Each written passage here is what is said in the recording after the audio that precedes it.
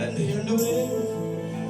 தாயின் கருவிலே என்னை தெரிந்தவரே, குயவனை போல் என்னை வணைந்தவரே.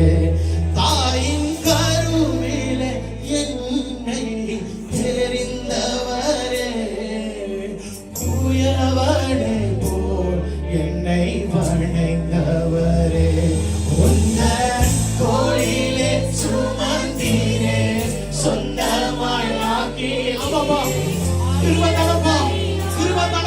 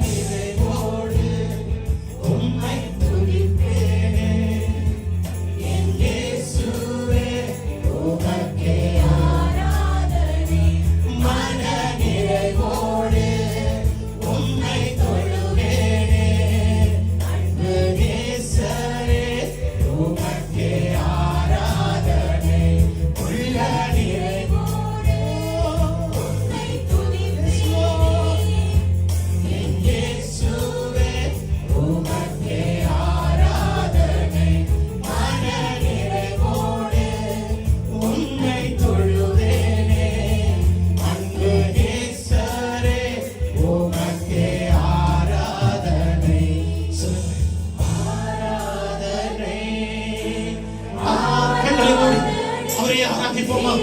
தந்தவரே ஆராதனை, ஆராதனை உமக்குப்பா, ஆராதனை.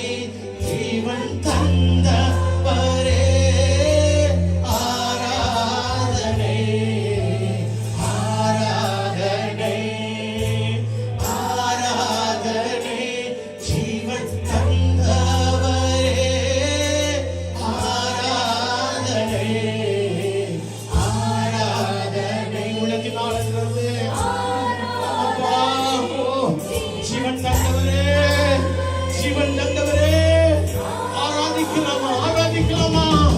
ஆராதனை, ஆராதனை. ஜீவன் தந்தவரே ஆராதனை, ஆராதனை. உமக்கே ஆராதனை.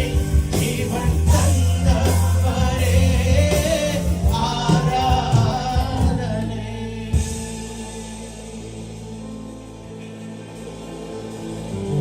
உலகமே இன்றைக்கு இந்த ஆராதனைக்குரிய தேவனை ஆராதித்துக் கொண்டிருக்கிறார்கள். எங்கெங்கேயோ பல விதங்களில இந்த நேசகுமாரனை ஆராதித்துக் கொண்டிருக்கிறார்கள்.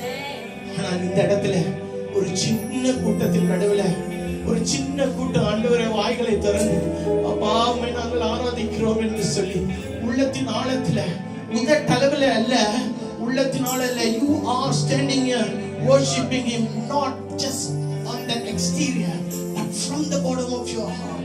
You know why? Because it is because of you and because of me that he came down to earth. இதற்காக திரும்ப அவர் ஆராதிக்கணும் என்றால் அவருடைய ஜீவனை எனக்காக உனக்காக கொடுக்க வந்தார்.